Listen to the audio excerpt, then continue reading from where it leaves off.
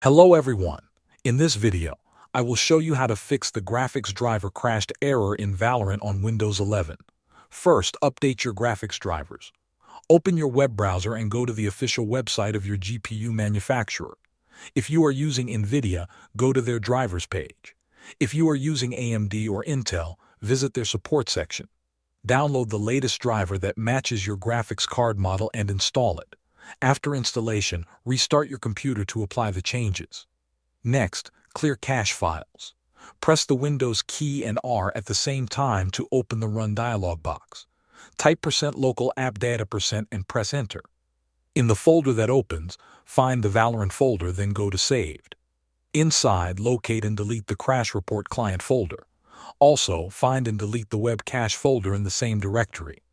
This helps remove corrupted temporary data that may be causing crashes.